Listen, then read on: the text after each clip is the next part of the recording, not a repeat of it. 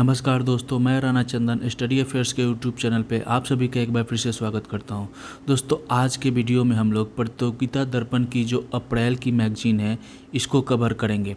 इस पूरे बुक को हम लोग जितने भी इम्पोर्टेंट पॉइंट्स हैं जो आगामी एग्ज़ाम के लिए उपयोगी होने वाले हैं उसको 70 इम्पोर्टेंट MCQ के माध्यम से सॉल्व करेंगे और तथा जो भी ऐसे टॉपिक है जिसे हमें अच्छे से समझने की ज़रूरत है, जहाँ से बहुत सारे पॉइंट्स बन सकते हैं, वहाँ पे हम लोग एक्सप्लेनेशन का भी सहारा लेंगे, साथ ही याद करने के लिए चार्ट का और मैप का और इमेजेस का भी इस्तेमाल करेंगे। तो चलिए दोस्तों, शुरू करते हैं आज का ये प्रतियोगिता दर्पण की सीरीज और लेते हैं पहला प्रश्न। दोस्तों, पहला प्रश्न है, हाल ही में केंद्र सरकार ने 22वें विधि आयोग का कार्यकाल कब तक के लिए बढ़ा दिया है? ऑप्शन है आपके सामने 31 अगस्त 2024, 31 सितंबर 2024, 31 अक्टूबर 2024 या 31 दिसंबर 2024। तो सही उत्तर है दोस्तों 31 अगस्त 2024। अब हम लोग एक्सप्लेनेशन के माध्यम से समझेंगे। 21 अक्टूबर 2022 को न्यायमूर्ति ऋतुराज अवस्थी की अध्यक्षता में गठित 22वें विधि आयोग का कार्यकाल 20 फरवरी 2023 तक ही था। तो कार्यकाल खत्म होने से पहले ही इसमें 1.5 वर्ष की वृद्धि कर दी गई है। अब यह कार्यकाल 31 अगस्त 2024 तक का होगा। कब तक? 31 अगस्त 2024 तक। ठीक है। नेक्स्ट क्वेश्चन, हाल ही में CSL कोच्चि में कितने युद्धपोतों का निर्माण कार्य प्रारंभ किया गया है? 2, 4, 6, 8। तो सही उत्तर है दोस्तों 2। आइए देखते हैं क्या है ये टॉपिक। भारतीय वायुसेना के लिए एंटी सबमरीन वारफेयर शैली वाटरक्राफ्ट परियोजना, जिसे ASWSWC इसका शॉर्ट नेम है, के 2 युद्धपोतों कौन कौन? VY-524 मालवान तथा VY-525 मंगरोल के निर्माण कार्य की शुरुआत कोच्चि स्थित मैसर्स CSL यानी कंसोलिडेटेड शिपिंग लाइन लिमिटेड में 21 फरवरी 2023 को शुरू हुई। भारत सरकार की आत्मनिर्भर भारत पहल के अनुरूप ऐसे 8 युद्धपोतों के निर्माण के लिए अनुबंध किया गया है और इनका निर्माण मुख्यतः स्वदेशी सामग्री के इस्तेमाल से किया जाएगा। तो ऐसे 8 का अनुबंध हुआ है और 2 का निर्माण कार्य प्रारंभ हो गया। ठीक है। नेक्स्ट क्वेश्चन, 27 जनवरी 2023 को DRDO द्वारा किस व्हीलर का परीक्षण APJ कलाम द्वीप से किया गया? तो इसका सही उत्तर है दोस्तों HSTDV। रक्षा अनुसंधान एवं विकास संगठन ने ध्वनि की गति से 6 गुना गति के लक्ष्य को भेदने की क्षमता वाले HSTDV, इसका फुल फॉर्म है हाइपरसोनिक टेक्नोलॉजी डेमोन्स्ट्रेटर व्हीकल, इसका परीक्षण उड़ीसा के APJ अब्दुल कलाम द्वीप से 27 जनवरी 2023 को किया। ठीक है, इसका तो HSTDV। नेक्स्ट क्वेश्चन, चौथा प्रश्न, चीता संरक्षण परियोजना के तहत हाल ही में कितने चीतों को दक्षिण अफ्रीका से लाया गया है? चूँकि दोस्तों ये अप्रैल 2023 के प्रतियोगिता दर्पण की मैगजीन है, तो इसमें मैक्सिमम जो पॉइंट होंगे जनवरी फरवरी के ही होंगे। ठीक है, 8, 10, 12 या 15। तो सही है उत्तर है दोस्तों 12। आइए अब एक्सप्लेनेशन के माध्यम से चीता संरक्षण परियोजना के बारे में समझते हैं। केंद्र सरकार की महत्वाकांक्षी चीता संरक्षण परियोजना के तहत 8 चीते 17 सितंबर 2022 को नामीबिया से मंगवाए गए थे, आप सबको पता ही है, और उन्हें मध्य प्रदेश के कूनो नेशनल पार्क में रखा गया था। इसी के दूसरे चरण में 12 चीते दक्षिण अफ्रीका से 18 फरवरी 2023 को लाया गया और उन्हें भी मध्य प्रदेश के श्योरपुर स्थित कूनो नेशनल पार्क में ही रखा गया। यानी टोटल 20 चीतों को इसी पार्क में रखा गया, जिसमें इन 20 चीतों में 10 नर और 10 मादा है। ठीक है। ज्ञात हो कि आपको बता दें कि दक्षिण अफ्रीका के साथ भारत सरकार का एक समझौता है। चीता संरक्षण परियोजना के तहत भारत सरकार का दक्षिण अफ्रीका के साथ समझौता हुआ है, जिसके तहत अफ्रीका से अगले 10 वर्षों तक प्रत्येक वर्ष 12-12 चीते भारत लाए जाएंगे। और इस चरण के दूसरे वर्ष में यानी 2024 के जनवरी में 12 चीते और भारत लाए जाएंगे। ठीक है। नेक्स्ट क्वेश्चन, दक्षिण अफ्रीका से हुए समझौते के तहत अगले 10 वर्षों तक प्रत्येक वर्ष दक्षिण अफ्रीका से कितने चीते भारत लाए जाएंगे? तो 10 वर्ष तक प्रत्येक वर्ष 12 चीते भारत लाए जाएंगे। ठीक है। 10 फरवरी 2023 को इसरो के सबसे छोटे व्यावसायिक उपग्रह SSLV के द्वारा कितने उपग्रह का सफल प्रक्षेपण किया गया? तो इसके तहत 3 उपग्रह का सफल प्रक्षेपण किया गया। इसरो को 10 फरवरी 2023 को एक बड़ी सफलता उस समय मिली जब उसके छोटे व्यावसायिक प्रक्षेपण यान SSLV D2 के द्वारा 3 छोटे उपग्रहों को अंतरिक्ष में उनकी कक्षा में सफलतापूर्वक स्थापित किया गया। और ये 3 उपग्रह कौन कौन से थे? तो पहला था इसरो का पृथ्वी अवलोकन उपग्रह EOS-7 यानी अर्थ ऑब्जर्वेशन सैटेलाइट 7 EOS-7। दूसरा था चेन्नई के स्पेस स्टार्टअप स्पेस किड्स का एक उपग्रह जिसका नाम था आज़ादी सेट 2। और तीसरा था अमेरिकी कंपनी अंतरिक्ष का एक छोटा सा उपग्रह जिसका नाम था जानुस 1। ठीक है, तो SSLV D2 के द्वारा इनका सफल प्रक्षेपण किया गया। नेक्स्ट क्वेश्चन, इसरो ने अपने व्यवसायिक प्रक्षेपण यान SSLV D2 के द्वारा निम्न में से किन उपग्रह का सफलतापूर्वक उनकी कक्षा में स्थापित किया? तो अभी हम लोगों ने एक्सप्लेनेशन में देखा पृथ्वी अवलोकन उपग्रह EOS-7 और चेन्नई के स्पेस स्टार्टअप का आज़ादी सेट 2 और अमेरिकी कंपनी अंतरिक्ष का एक छोटा उपग्रह जानुस 1, इन तीनों को प्रक्षेपित किया गया सफलतापूर्वक। तो उपरोक्त सभी सही है। नेक्स्ट क्वेश्चन, हाल ही में केंद्र सरकार ने किस संगठन को आतंकी संगठन घोषित करते हुए उन पर प्रतिबंध लगा दिया है? जम्मू कश्मीर गजनबी फोर्स यानी JKFG, खालिस्तान टाइगर फोर्स यानी KTF, उपरोक्त दोनों या इनमें से कोई नहीं? तो उपरोक्त दोनों ही संगठनों को आतंकवादी घोषित किया गया है। ठीक है, कौन कौन? तो केंद्र सरकार ने जम्मू कश्मीर गजनबी फोर्स यानी JKFG व खालिस्तान टाइगर फोर्स यानी KTF को आतंकी संगठन घोषित करते हुए इन दोनों पर आतंकवाद विरोधी गतिविधियों में संलिप्त होने के कारण आतंकवाद विरोधी अधिनियम के तहत 18 फरवरी 2023 को प्रतिबंधित कर दिया। JKFG 43वां और KTF 44वां आतंकवादी समूह है जिसे आतंकवाद विरोधी कानून के तहत आतंकी समूह घोषित किया गया है।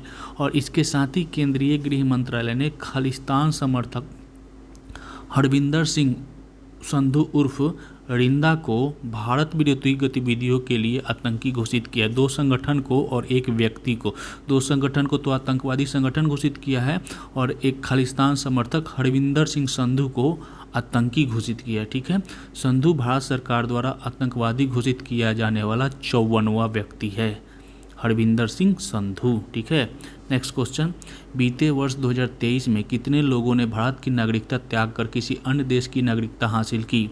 तो इसका सही उत्तर है दोस्तों, बीते वर्ष 2.25 लोगों ने, 2.25 लाख लोगों ने। विदेश मंत्री S जयशंकर ने संसद में बताया कि 2022 में 2.25 लाख लोगों ने तथा 2021 में 1.63 लाख लोगों ने भारत की नागरिकता त्याग कर किसी अन्य देश की नागरिकता हासिल की। कोरोना दौर में भी देखा गया था दोस्तों, बहुत लोगों ने भारत की नागरिकता त्याग दी थी। नेक्स्ट क्वेश्चन, फरवरी 2023 में राष्ट्रपति द्रौपदी मुर्मू ने कितने राज्यों में नए राज्यपालों की नियुक्ति की है? 10, 12, 15 या 20?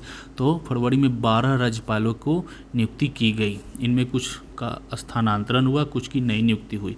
तो फरवरी 2023 में राष्ट्रपति द्रौपदी मुर्मू ने 12 राज्यों में नए राज्यपालों की नियुक्ति की।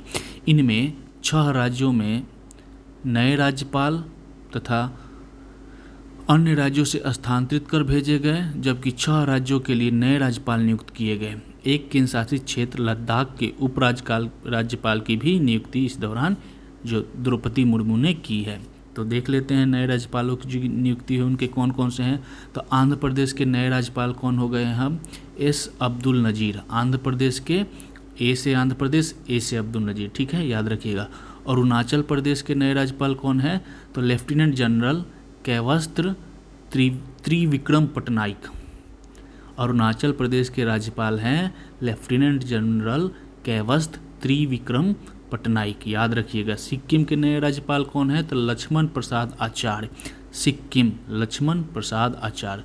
झारखंड के नए राज्यपाल तो CP राधाकृष्णन और हिमाचल प्रदेश के नए राज्यपाल शिव प्रसाद शुक्ल। आगे इनको और देखते हैं। लद्दाख का नया उपराज्यपाल किसे बनाया गया है? तो ब्रिगेडियर डॉक्टर BD मिश्रा, जो पहले अरुणाचल प्रदेश के उपराज्यपाल थे, अरुणाचल प्रदेश के राज्यपाल थे, उन्हें ये उपराज्यपाल हो गया। अरुणाचल प्रदेश के जो राज्यपाल थे ब्रिगेडियर डॉक्टर BD मिश्रा, उन्हें अब लद्दाख का नया उपराज्यपाल बना दिया गया है। ठीक है। छत्तीसगढ़ का नया राज्यपाल किसे बनाया गया है? तो विश्वभूषण हरिचंदन को। आंध्र प्रदेश के पहले ये राज्यपाल थे, अब उन्हें आंध्र प्रदेश से हटाकर छत्तीसगढ़ का नया राज्यपाल बना दिया गया। किन्हें? तो विश्वभूषण हरिचंदन को। मणिपुर का राज्यपाल किसे बनाया गया है? तो अनुसुईया उइके को। अनुसुईया उइके इससे पहले कहाँ के राज्यपाल थे? तो छत्तीसगढ़ के। नागालैंड का नया राज्यपाल किसे बनाया है? गणेशन को। जो पहले मणिपुर के राज्यपाल थे गणेशन, उन्हें अब नागालैंड का राज्यपाल बना दिया गया। ठीक है। मेघालय का नया राज्यपाल किसे बनाया गया है? तो बिहार के जो पूर्व राज्यपाल थे फागू चौहान, उन्हें अब मेघालय का नया राज्यपाल बना दिया गया है। तो बिहार का राज्यपाल कौन है अभी? तो बिहार के नए राज्यपाल बनाए गए हैं राजेंद्र विश्वनाथ अर्लेकर, जो कि हिमाचल प्रदेश के जो राज्यपाल थे राजेंद्र विश्वनाथ अर्लेकर, उन्हें अब बिहार का नया राज्यपाल बना दिया गया है।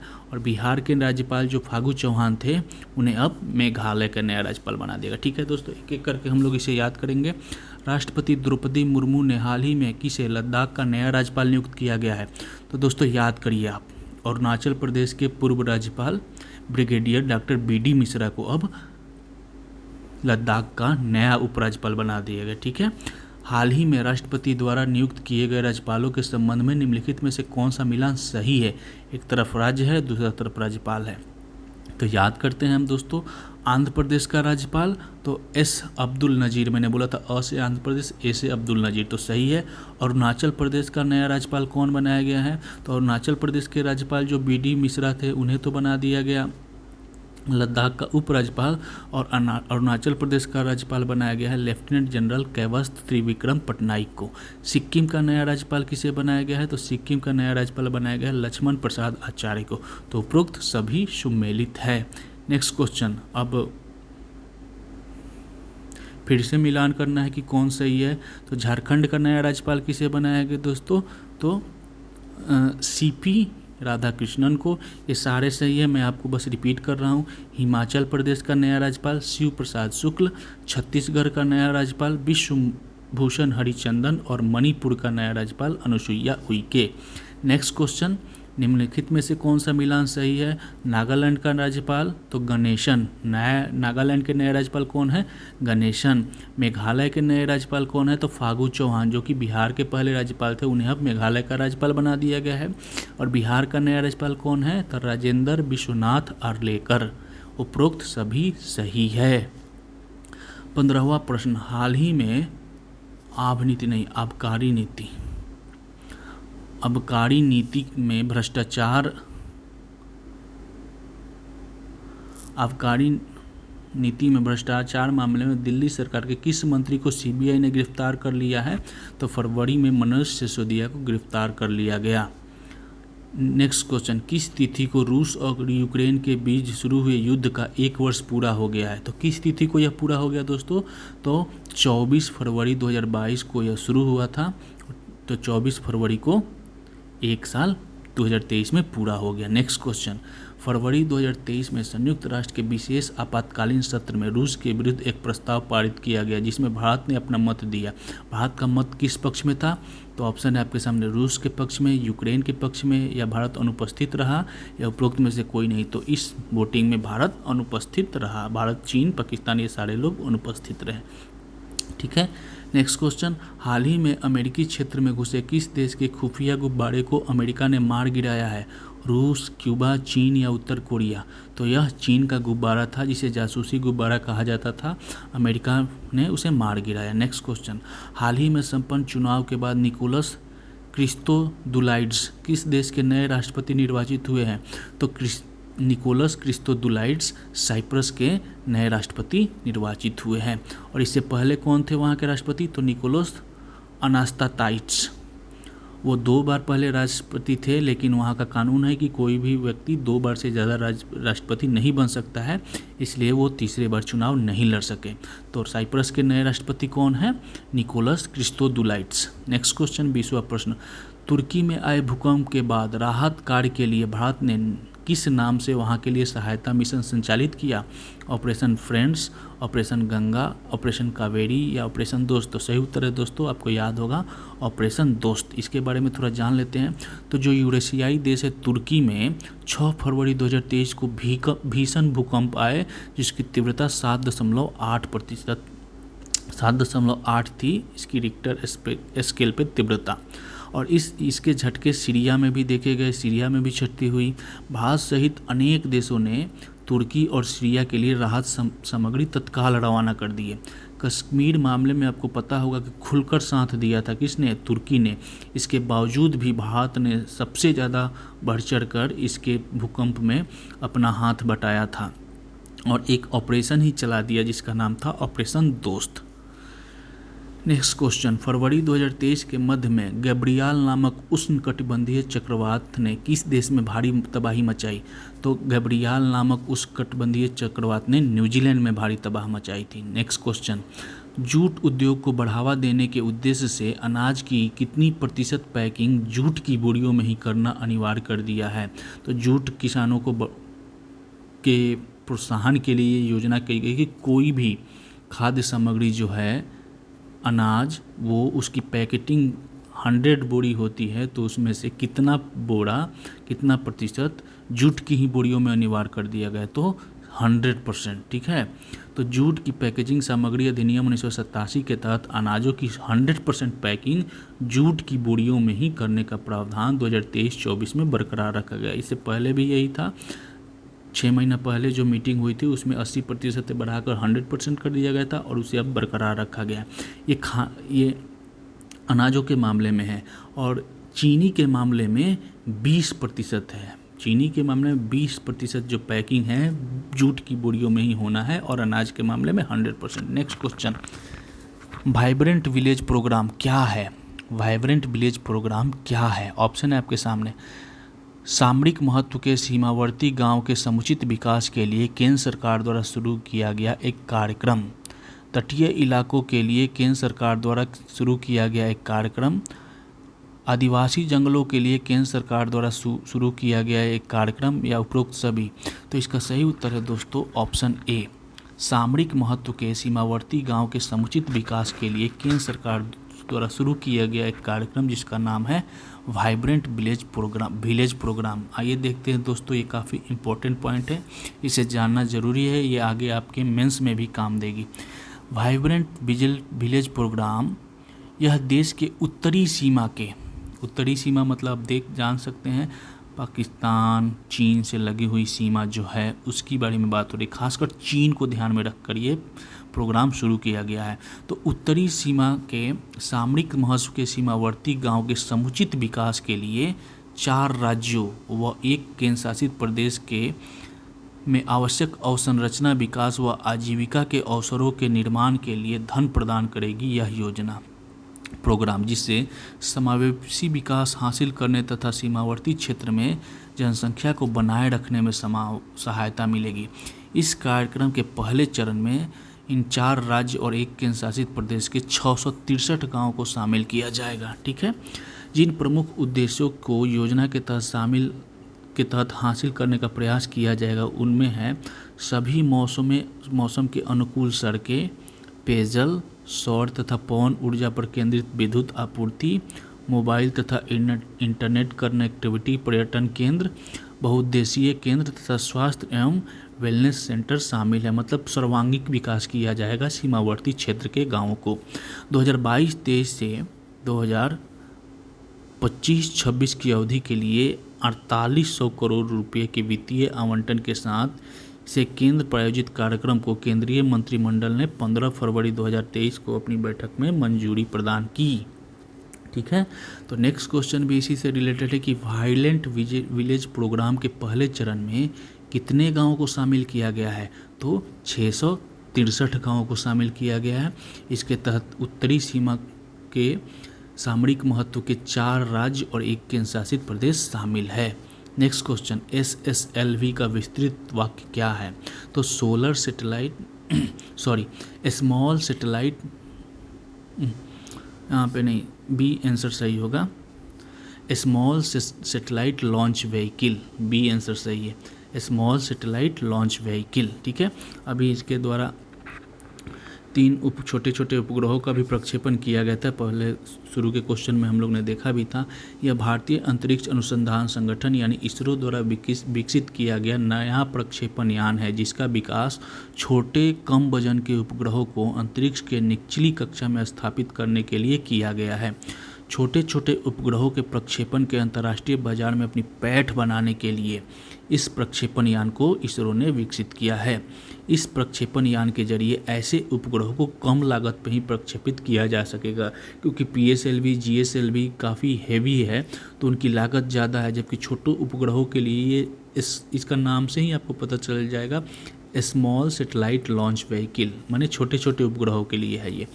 केनरा बैंक के नए प्रबंध निदेशक किसे नियुक्त किया गया है? तो केनरा बैंक के नए प्रबंध निदेशक बनाए गए हैं सत्यनारायण राजू। नेक्स्ट क्वेश्चन, आप यहाँ पे देख सकते हैं चार्ट में कि इस जनवरी फरवरी में जो नए नियुक्तियाँ हुई हैं उनके बारे में। केनरा बैंक के सत्यनारायण राजू। थल सेना के नए उप प्रमुख कौन बनाए गए हैं? तो थल सेना के नए उप प्रमुख होंगे lieutenant general MB Suchindra Kumar. UNICEF India का नया राजदूत किसे नियुक्त किया गया है? तो आयुष्मान खुराना जो अभिनेता है उन्हें यूनिसेफ इंडिया का नया राजदूत बनाया गया है। DGCA के नए महानिदेशक कौन है? Director general of civil aviation. तो विक्रम देवदत्त को नया महानिदेशक बनाया गया है। नामीबिया में भारत के नए राजदूत कौन होंगे? तो नामीबिया में भारत के नए राजदूत है M सुब्बा रायडू। विश्व बैंक के निदेशक मंडल में भारत द्वारा नामित कार्यकारी निदेशक किसे बनाया गया है? तो परमेश्वरन अय्यर होंगे। नीति आयोग के नए CEO कौन है? तो VRB सुब्रमण्यम नीति आयोग के नए CEO हैं। पहले नीति आयोग के जो CEO थे वो परमेश्वरन अय्यर थे, अब उन्हें विश्व बैंक के निदेशक मंडल में नामित कर दिया गया, इसलिए नीति आयोग का पद इसके CEO का पद खाली था, अब वहाँ पे VVR सुब्रमण्यम नीति आयोग के नए CEO होंगे। ठीक है, त्रिपुरा उच्च न्यायालय के नए मुख्य न्यायाधीश किसे नियुक्त किया गया है? तो त्रिपुरा उच्च न्यायालय का नया मुख्य न्यायाधीश होंगे जसवंत सिंह। ठीक है, गुवाहाटी उच्च न्यायालय का नया मुख्य न्यायाधीश किसे बनाया है? तो संदीप मेहता गुवाहाटी उच्च न्यायालय के नए मुख्य न्यायाधीश, और जम्मू कश्मीर एवं लद्दाख उच्च न्यायालय के मुख्य न्यायाधीश होंगे न्यायमूर्ति N कोटेश्वर। एक एक करके अभी इन्हें याद करेंगे। भारतीय थल सेना के नए उप प्रमुख, निम्न में से एक सेवा लिखा गया है दोस्तों, गलती से सेना होगा। भारतीय थल सेना के नए उप प्रमुख कौन होंगे? तो अभी हम लोगों ने देखा चार्ट में MB सुचिंद्र कुमार। ठीक है, lieutenant general MB Suchindra Kumar भारतीय थल सेना के नए उप प्रमुख नियुक्त किए गए हैं। इस पद पर वह BS राजू का स्थान लेंगे, जिन्हें अब सेना की दक्षिणी पश्चिमी कमांड का कमांडर बना दिया गया है। ठीक है, हाल ही में किसे यूनिसेफ का नया राष्ट्रीय राजदूत बनाया गया है? तो आयुष्मान खुराना को नया राजदूत बनाया गया है। नेक्स्ट क्वेश्चन, DGCA के नए महानिदेशक किसे बनाया गया है? यानी director general of civil aviation का नया महानिदेशक बनाया गया है विक्रम देवदत्त को। ठीक है, और इस पद पर उन्होंने अरुण कुमार का स्थान लिया है। हाल ही में किसे नामीबिया में भारत का नया उच्चायुक्त नियुक्त किया है? दोस्तों अगर उस चार्ट को अच्छे से 1-2 बार देखिएगा ना तो सारे नियुक्तियां याद हो जाएगी। तो M सुब्बा राव को नामीबिया में भारत का नया राजदूत नियुक्त किया गया है। हाल ही में विश्व बैंक के निदेशक मंडल में भारत द्वारा नामित कार्यकारी अधिकारी कौन है? तो परमेश्वर अय्यर। ठीक है, देखिए एक बार फिर से देख लेते। नीति आयोग के मुख्य कार्यकारी अधिकारी रहे श्री परमेश्वर अय्यर अब विश्व बैंक के निदेशक मंडल में भारत द्वारा नामित कार्यकारी निदेशक होंगे हैं। वह इस पद पर श्री राजेश खुल्लर का स्थान लिया है। ठीक है, नेक्स्ट क्वेश्चन, नीति आयोग के नए मुख्य कार्यकारी अधिकारी यानी CEO कौन बनाए गए हैं? तो BVR सुब्रमण्यम नीति आयोग के नए CEO बनाए गए हैं। नेक्स्ट क्वेश्चन, हाल ही में गुवाहाटी उच्च न्यायालय का नया मुख्य न्यायाधीश किसे नियुक्त किया गया है? तो न्यायमूर्ति जसवंत सिंह को। आपने चार्ट में देखा होगा तो आपको सारे चीज़ याद होंगे। न्यायमूर्ति जसवंत सिंह है दोस्तों, गलती से न्यायमूर्ति संदीप मेहता हो गया है। एक बार देख लेते हैं। गुवाहाटी, शायद मैं कहीं गलत हूँ। हाँ, गुवाहाटी का नहीं, सही है, गुवाहाटी का न्यायमूर्ति संदीप मेहता, ठीक है, मेरे से ही कन्फ्यूजन हो गया है। गुवाहाटी के संदीप मेहता और त्रिपुरा के बनाए गए हैं जसवंत सिंह। त्रिपुरा उच्च न्यायालय का नया मुख्य न्यायाधीश जसवंत सिंह और गुवाहाटी उच्च न्यायालय के नया मुख्य न्यायाधीश संदीप मेहता। और नेक्स्ट बचता है जम्मू कश्मीर व लद्दाख उच्च न्यायालय का नया मुख्य न्यायाधीश किसे नियुक्त किया गया है? तो न्यायमूर्ति एन कोटेश्वर को। तो जसवंत सिंह त्रिपुरा के, संदीप मेहता गुवाहाटी के और जम्मू कश्मीर लद्दाख के एन कोटेश्वर मुख्य न्यायाधीश नियुक्त किए गए हैं। 65वें ग्रैमी पुरस्कार 2023 में एल्बम ऑफ द ईयर का पुरस्कार किसे प्रदान किया गया? तो 65वें ग्रैमी पुरस्कारों में एल्बम ऑफ द ईयर का पुरस्कार दिया गया है हैरिज हाउस को, हैरिज स्टाइल के लिए। नेक्स्ट यहाँ पे देखते हैं एक बार 65वें ग्रैमी पुरस्कार के लिए। तो 1 अक्टूबर 2021 से 30 सितंबर 2022 की अवधि के दौरान प्रदर्शनों के आधार पर 65वीं ग्रैमी पुरस्कारों का वितरण अमेरिका के लॉस एंजलिस में 5 फरवरी 2023 को किया गया। माने इस अवधि के अमेरिका की national academy of recording arts and sciences के तहत इस पुरस्कारों का वितरण किया जाता है। भारत के रिकी केज को उनकी एल्बम डिवाइन टाइड्स के लिए सर्वश्रेष्ठ इमर्सिव ऑडियो एल्बम का पुरस्कार प्राप्त हुआ है। तो इसमें एक भारतीय को भी पुरस्कार मिला है। British rock band the police के स्टीवर्ट कॉपलैंड के साथ उन्होंने यह पुरस्कार साझा किया है, ठीक है। रिकी केज का यह तीसरा ग्रैमी पुरस्कार था। इससे पूर्व वह 2015 और 2022 में भी उन्हें ग्रैमी पुरस्कार जीत चुके हैं। 3 ग्रैमी पुरस्कार जीतने वाले वो एकमात्र भारतीय है। तो इसके प्रमुख पुरस्कार कौन है? एल्बम ऑफ द ईयर तो Harry's House, record of the year about damn time और song of the year just like that. Next question, Grammy पुरस्कार 65वें ग्रैमी पुरस्कार 2023 में भारत के रिकी केज को किस एल्बम के लिए सर्वश्रेष्ठ इमर्सिव ऑडियो एल्बम का पुरस्कार दिया गया है? तो डिवाइन टाइड्स के लिए। 65वें ग्रैमी पुरस्कार 2023 के संबंध में निम्नलिखित में से कौन सुमेलित है? Album of the year Harry's House सही है, record of the year about damn time सही है, song of the year just like that सभी सुमेलित है। बाफ्टा किस देश की फिल्म जगत से जुड़ी प्रतिष्ठित पुरस्कार है? तो B for BAFTA, B for Britain, ठीक है, तो ब्रिटेन से संबंधित है ये। 76वां बाफ्टा यानी British Academy of Film and Television Arts, BAFTA का फुल फॉर्म है, पुरस्कार 19 फरवरी 2023 को लंदन के रॉयल एल्बर्ट हॉल में वितरित किया गया। एडवर्ड बर्गर द्वारा निर्देशित German film all quit on the western front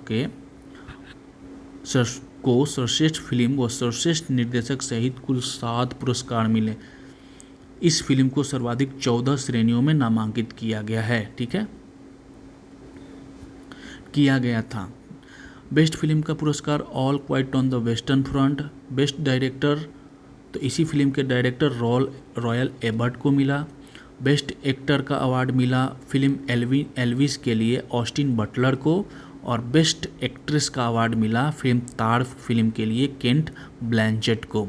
और बेस्ट एनिमेटेड फिल्म किसे दिया गया? तो गुइलेर्मो डेल टोरो पिग्नाशियो को। एक एक करके हम लोग इसे देखेंगे दोस्तों, याद हो जाएगा। 2023 के 76वें बाफ्टा पुरस्कारों में सर्वश्रेष्ठ फिल्म का पुरस्कार किसे प्रदान किया गया? तो all quite on the western front, और इसे ऑस्कर पुरस्कार भी इसे ही मिला है। तो याद रखिएगा दोस्तों, all quite on the western front. Next, 2023 के 76वें बाफ्टा पुरस्कारों में सर्वश्रेष्ठ निर्देशक का पुरस्कार किसे प्रदान किया गया? तो एडवर्ड बर्गर को। 2023 के 76वें बाफ्टा पुरस्कारों में सर्वश्रेष्ठ अभिनेता का पुरस्कार किसे दिया गया? तो ऑस्टिन बटलर को। फिल्म एल्विन में प्रेस्ले की भूमिका के लिए अमेरिकी अभिनेता ऑस्टिन बटलर को सर्वश्रेष्ठ अभिनेता का तथा फिल्म तार में लीडिया तार की भूमिका निभाने के लिए अमेरिकी अभिनेत्री केट ब्लैंचेट को सर्वश्रेष्ठ अभिनेत्री का पुरस्कार मिला है। तो नेक्स्ट क्वेश्चन भी वही है कि बाफ्टा में सर्वश्रेष्ठ अभिनेत्री का पुरस्कार किसे दिया गया? तो ताड़ फिल्म के लिए केट ब्लैंचेट को। नेक्स्ट क्वेश्चन, निम्नलिखित में से कौन सुमेलित है? तो सर्वश्रेष्ठ film all quite on the western front सही है। सर्वश्रेष्ठ अभिनेता ऑस्टिन बटलर सही है। सर्वश्रेष्ठ अभिनेत्री केट ब्लैंचेट सही है। सर्वश्रेष्ठ डायरेक्टर तो all quite on the western front के रॉयल एल्बर्ट को। तो उपरोक्त सभी सही है। Next question, FIFA mains footballer of the year 2023 किसे चुना गया? तो अर्जेंटीना के लियोनेल मेसी को सर्वश्रेष्ठ फुटबॉलर ऑफ द ईयर का पुरस्कार के लिए चुना गया है फीफा के तरफ से। एक बार देख लेते हैं फीफा पुरस्कारों के बारे में। फीफा पुरस्कार 2022, क्योंकि 2022 में फुटबॉल का विश्व कप भी हुआ था, तो इसकी सूची हम लोग देखते हैं। वर्ष का सर्वश्रेष्ठ फुटबॉलर लियोनेल मेसी, अर्जेंटीना। वर्ष का सर्वश्रेष्ठ महिला फुटबॉलर तो एलेक्सा पुटेलास, ये कहाँ की है? स्पेन के, और इन्हें लगातार दूसरे वर्ष यह पुरस्कार दिया गया है। वर्ष का सर्वश्रेष्ठ कोच, पुरुष कोच लियानील स्कलोनी, अर्जेंटीना टीम के कोच, क्योंकि अर्जेंटीना ने ही 2022 का विश्व कप जीता है फुटबॉल का, जो कि कतर में हुआ था। वर्ष का सर्वश्रेष्ठ महिला कोच तो ब्रिटेन महिला टीम की कोच सरीना बिगमैन। एक चीज़ और बता दें कि पुरुष फुटबॉल अर्जेंटीना ने जीता है, तो महिला फुटबॉल का खिताब स्पेन ने जीता है फाइनल में ब्रिटेन को हराकर। और पुरुष का जो फीफा वर्ल्ड कप कतर में आयोजित किया गया था, तो महिलाओं का फुटबॉल विश्व कप जो है वो ऑस्ट्रेलिया और न्यूजीलैंड की मेजबानी में आयोजित किया गया था। तो देखिए, पुरुषों का फुटबॉल कतर में कौन जीता? अर्जेंटीना। महिलाओं का फुटबॉल ऑस्ट्रेलिया और न्यूजीलैंड की मेज़बानी में कौन जीता? तो स्पेन। किसको हराकर? तो ब्रिटेन को हराकर। ठीक है। सर्वश्रेष्ठ पुरुष फुटबॉलर लियोनेल मेसी, अर्जेंटीना, और सर्वश्रेष्ठ महिला फुटबॉलर तो स्पेन की एलेक्सा पुटेलास। ठीक है। वर्ष के सर्वश्रेष्ठ गोलकीपर महिला तो इंग्लैंड की, वही ब्रिटेन की मैरी स्पेयर्स। और वर्ष का सर्वश्रेष्ठ गोलकीपर पुरुष तो अमेलिनियो मार्टिनेज, अर्जेंटीना टीम की goalkeeper. Next question, FIFA women's footballer of the year 2022 किसे चुना गया? तो FIFA women's footballer of the year आपको याद होना चाहिए जिस टीम ने महिलाओं का फुटबॉल विश्व कप जीता है, यानी स्पेन की एलेक्सा पुटेलास ने। नेक्स्ट क्वेश्चन भी इसी से रिलेटेड है। फीफा पुरस्कार 2022 के संबंध में कौन सा मिलान सही है? तो वर्ष का सर्वश्रेष्ठ पुरुष कोच लियानील स्कलोनी, अर्जेंटीना टीम के कोच, तो सही है। वर्ष की सर्वश्रेष्ठ महिला कोच तो ब्रिटिश महिला टीम की कोच सरीन बिगमैन, ये भी सही है। सरीना बिगमैन, ये भी सही है। वर्ष की सर्वश्रेष्ठ गोलकीपर तो इंग्लैंड की मैरी स्पर्स, ये भी सही है। और वर्ष की सर्वश्रेष्ठ पुरुष गोलकीपर तो अर्जेंटीना टीम के गोलकीपर अमिलोनियो मार्टिनेज। तो उपरोक्त सभी सही है। संयुक्त राष्ट्र संघ ने वर्ष 2023 को किस रूप में मनाने की घोषणा की है? तो प्रधानमंत्री नरेंद्र मोदी ने ही इसकी आह्वान की थी, जिसके बाद संयुक्त राष्ट्र संघ पौष्टिक अनाजों का अंतर्राष्ट्रीय वर्ष घोषित किया है वर्ष 2023 को। ठीक है। और भारत की तरफ ही पहल थी। भारत सरकार ने इन पौष्टिक अनाजों को श्री अन्न नाम बाद में दिया। इसमें शामिल कौन कौन से हैं? तो बाजरा, ज्वार, रामदाना, कुड़की, कोदो, रागी, चीना व कंगनी। पुस्तक विक्ट्री सिटी के लेखक कौन है? तो विक्ट्री सिटी के लेखक है सलमान रश्दी। हाल ही में कहाँ भारतीय चावल कांग्रेस 2023 का आयोजन किया गया? तो भारतीय चावल कांग्रेस 2023 का आयोजन कटक में किया गया। ठीक है। और कटक में ही चावल अनुसंधान संस्थान भी है। हाल ही में महिला सशक्तिकरण पर G20 देशों के 2 दिवसीय सम्मेलन कहाँ संपन्न हुए? तो G20 के 2 दिवसीय सम्मेलन महिलाओं पे जो आधारित था वो आगरा में, महिलाओं सशक्तिकरण पे जो था वो आगरा में संपन्न हुआ। हाल ही में 12वां विश्व हिंदी सम्मेलन 15 से 17 फरवरी 2023 को कहाँ आयोजित किया गया? तो यह आयोजित किया गया फिजी में। 12वां हिंदी सम्मेलन 15 से 17 फरवरी को फिजी में आयोजित किया गया और इसका थीम था हिंदी, पारंपरिक ज्ञान के कृत्रिम मेघातक। नेक्स्ट क्वेश्चन, फरवरी 2023 में सागर परिक्रमा का तीसरा चरण कहाँ से शुरू हुआ? तो यह गुजरात से शुरू हुआ। क्या है सागर परिक्रमा? गुजरात के सूरत से शुरू हुआ। यह तीसरा चरण 21 फरवरी को मुंबई के ससून डॉक में समाप्त हुआ। सागर परिक्रमा मत्स्यिकी के क्षेत्र के कल्याण हेतु केंद्र प्रायोजित एक कार्यक्रम है जिसका मुख्य उद्देश्य सरकार द्वारा कार्यान्वित विभिन्न मत्स्य संबंधी योजनाओं और कार्यक्रमों का प्रसार करना, मत्स्य पालन को बढ़ावा देना और समुद्री पारिस्थितिकी तंत्र की रक्षा करने का नाम है सागर परिक्रमा। यह गुजरात से शुरू हुआ और मुंबई में जाकर समाप्त हुआ। ठीक है, नेक्स्ट क्वेश्चन, 49वां खजुराहो नृत्य महोत्सव फरवरी 2023 में कहाँ मनाया गया? तो यह प्रत्येक वर्ष मध्य प्रदेश में मनाया जाता है। मध्य प्रदेश शासन के संस्कृति विभाग द्वारा इस महोत्सव का आयोजन प्रतिवर्ष मध्य प्रदेश के छतरपुर जिले के खजुराहो में आयोजित की जाती है, इसलिए इसे खजुराहो नृत्य महोत्सव कहा जाता है। भारत ने किस देश के साथ मिलकर हाल ही में पहला वीर गार्जियन वायु युद्धाभ्यास संपन्न किया? तो यह जापान के साथ मिलकर किया है। भारतीय वायुसेना और जापानी वायुसेना की वीर गार्जियन नामक युद्धाभ्यास का पहला संस्करण जनवरी 2023 में जापान के हायाकुरी में संपन्न हुआ। तो वीर गार्जियन किस देश का युद्धाभ्यास है? वायुसैनिक अभ्यास है भारत और जापान का, और इसका पहला संस्करण हाल ही में कहाँ संपन्न हुआ? तो जापान के हायाकुरी में संपन्न हुआ। 2 सप्ताह तक चले इस संयुक्त अभ्यास में भारतीय दल का नेतृत्व स्क्वाड्रन लीडर अवनी चतुर्वेदी ने किया। ठीक है, अवनी चतुर्वेदी ने किया। अब इससे संबंधित एक और प्रश्न है, यह पहला ही अवसर था जब किसी विदेशी बल के साथ द्विपक्षीय सैन्य अभ्यास में भारतीय दल का नेतृत्व किसी महिला ने अधिकारी ने किया है। तो किसने किया? अवनी चतुर्वेदी ने। कंप्यूटर साइंस में बीटेक की उपाधि प्राप्त अवनी चतुर्वेदी देश की 3 पहली महिला पायलटों में से एक है। ऐसी 2 महिला पायलट कौन है? तो भावना कंठा और मोहना सिंह। भावना कंठा प्रथम, मोहना सिंह दूसरी और अवनी चतुर्वेदी तीसरी भारत की महिला पायलट से। अवनी 2018 में देश की पहली महिला पायलट्स बनी थी। उसके बाद भावना कंठ, उसके बाद मोहना सिंह। मैंने गलत बोल दिया था, भावना सिंह कंठ को पहले बोल दिया था। अवनी 2018 में देश की पहली महिला पायलट थी।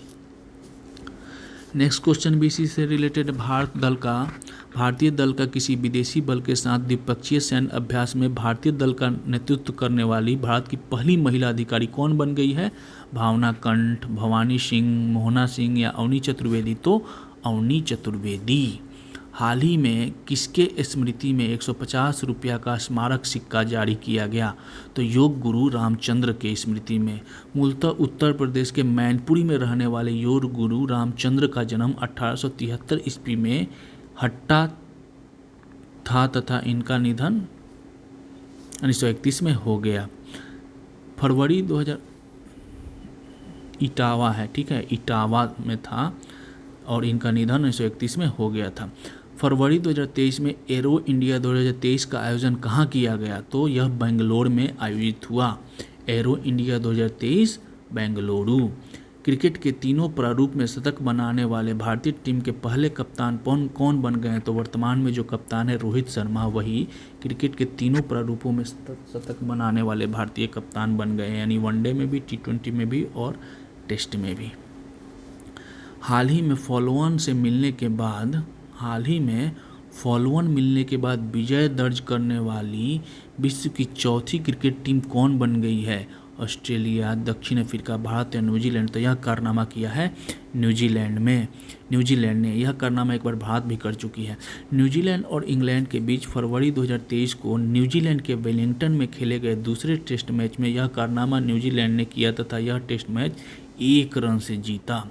टेस्ट क्रिकेट के 146 वर्षों के इतिहास में यह चौथी बार हुआ है कि फॉलोअन करने के बाद कोई टीम जीती है। इससे पहले 1894 व 1891 में इंग्लैंड ने ऑस्ट्रेलिया के विरुद्ध तथा 2001 में भारतीय टीम ने ऑस्ट्रेलिया के विरुद्ध सफलता प्राप्त की थी। भारतीय टीम का वो मैच मुझे अभी तक याद है, उसमें लक्ष्मण ने 281 और राहुल द्रविड़ ने 181 रन की बेमिसाल पारी खेली थी। और अजय चली आ रही लगातार 17 टेस्ट मैच जीत चुके ऑस्ट्रेलिया को भारत ने हराया था। फरवरी 2023 में संपन्न 88वीं रणजी ट्रॉफी क्रिकेट का खिताब किसने जीता? तो सौराष्ट्र ने जीता, फाइनल में बंगाल को हराकर। 8वां आईसीसी महिला T20 विश्व कप 2023 किसने जीता? तो ऑस्ट्रेलिया ने 8वां ICC T20 महिला विश्व कप का खिताब जीता। इस टूर्नामेंट के बारे में जान लेते हैं। यह टूर्नामेंट 10 से 16 फरवरी के बीच दक्षिण अफ्रीका में खेला गया, जिसमें भारत पाकिस्तान सहित कुल 10 टीमें भाग ली। 26 फरवरी को केप टाउन में खेले गए फाइनल में ऑस्ट्रेलिया ने मेजबान दक्षिण अफ्रीका को 19 रनों से हराकर यह टूर्नामेंट जीतने में सफलता प्राप्त की। टूर्नामेंट की सर्वश्रेष्ठ खिलाड़ी कौन रही? तो ऑस्ट्रेलिया की एशले गार्डनर। टूर्नामेंट में सर्वाधिक रन किसने बनाया? तो दक्षिण अफ्रीका की लौरा बोलवर्ट ने 230 रन। टूर्नामेंट में सर्वाधिक विकेट किसने लिए? तो सोफी एलेक्सटोन ने 11 विकेट। इस टूर्नामेंट में भारतीय टीम का नेतृत्व हरमनप्रीत कौर ने किया। और दोस्तों आज ही भारतीय महिला टीम ने एशियन गेम्स में गोल्ड मेडल जीता है। फाइनल में भारतीय महिला टीम ने T20 में श्रीलंका को हराकर एशियन टीम्स में गोल्ड मेडल जीता। भारतीय टीम ने, अब इसकी बात करते हैं दोस्तों, भारतीय टीम सेमीफाइनल में ऑस्ट्रेलिया से पराजित होकर टूर्नामेंट से बाहर हो गई थी और आगामी जो 9वां T20 विश्व कप महिलाओं का होगा वो 2024 में बांग्लादेश में होगा। ठीक है, तो नेक्स्ट क्वेश्चन भी इसी से रिलेटेड है। 8वां ICC महिला T20 क्रिकेट विश्व कप 2023 के संबंध में निम्नलिखित में से कौन सा मिलान गलत है? तो आपको गलत चुनना है। टूर्नामेंट की सर्वश्रेष्ठ खिलाड़ी तो एशले गार्डनर सही है। टूर्नामेंट में सर्वाधिक रन तो लौरा बोलवर्ट दक्षिण अफ्रीका सही है। टूर्नामेंट में सर्वाधिक विकेट सोफी एलेक्सटोन तो ये भी सही है, यानी उपरोक्त सभी सही है। नेक्स्ट क्वेश्चन, दक्षिण अफ्रीका में संपन्न 8वें ICC महिला T20 विश्व कप 2023 में भारतीय टीम का नेतृत्व किसने किया? तो भारतीय टीम का नेतृत्व हरमनप्रीत कौर ने किया। आगामी 9वां ICC T20 महिला विश्व कप क्रिकेट का आयोजन 2024 में किस देश में प्रस्तावित है? तो यह बांग्लादेश में होगा। नेक्स्ट क्वेश्चन, भारत के रोहन बोपन्ना ने हाल ही में निम्न में से कौन से टेनिस टूर्नामेंट का युगल खिताब अपने ऑस्ट्रेलियाई जोड़ी के साथ जीता? तो यह कतर ओपन का खिताब रोहन बोपन्ना ने ऑस्ट्रेलियाई जोड़ी मैथ्यूज एब्डेन के साथ जीता था। और इस टूर्नामेंट यानी कतर ओपन का पुरुष एकल का खिताब डेनियल मेदवेदेव ने तथा रूस के डेनियल मेदवेदेव ने तथा महिला एकल का खिताब पोलैंड की ईगा स्विएतेक ने जीता। और दोस्तों ईगा स्विएतेक फ्रेंच ओपन 2023 का भी खिताब अपने नाम की थी। अगर आप मेरा टेनिस से रिलेटेड एक वीडियो आप इस पे रिसेंटली अपलोड किया हूँ यूट्यूब चैनल पे अपने, तो उसको देखिएगा। तो टेनिस के चारों ग्रैंड स्लैम के विस्तार से मैंने काफ़ी अच्छे से समझाया है, जो कि अच्छे से याद भी हो जाएगा। तो ईगा स्विएतेक जो 4 ग्रैंड स्लैम होते हैं उसमें से जो दूसरा ग्रैंड स्लैम होता है फ्रेंच ओपन, उसमें महिला एकल का खिताब ईगा स्विएतेक ही जीती थी। ये कहाँ की खिलाड़ी है? पोलैंड की है। 5वां खेलो इंडिया यूथ गेम 2023 का आयोजन जनवरी-फरवरी 2023 में कहाँ हुआ है? तो यह हुआ है मध्य प्रदेश में। 5वां खेलो इंडिया यूथ गेम्स 30 जनवरी से 11 फरवरी 2023 के मध्य प्रदेश में खेला गया। कुल खेलों की संख्या 27 थी और इस बार 2 नए खेल शामिल किए गए, क्याइंग और कैनोइंग जोड़े गए थे। इन खेलों में 56 स्वर्ण, 55 रजत और 50 कांस्य सहित कुल 161 पदक जीतकर महाराष्ट्र पदक तालिका में शीर्ष पर रहा। पदक के शीर्ष 5 राज्य कौन कौन थे? तो महाराष्ट्र 1 नंबर पर, हरियाणा 2 नंबर पर, मध्य प्रदेश 3 नंबर पर, राजस्थान 4 नंबर पर और दिल्ली 5 नंबर पर रहा। खेलो इंडिया यूथ गेम 2023 के पदक तालिका में शीर्ष पर कौन सा राज्य रहा? तो शीर्ष पर रहा महाराष्ट्र। ठीक है, तो आज के लिए दोस्तों इतना ही। ये वीडियो अगर आपको पसंद आए तो चैनल को सब्सक्राइब जरूर करिएगा, अपने दोस्तों के साथ शेयर भी करिएगा और लाइक भी करिएगा। धन्यवाद।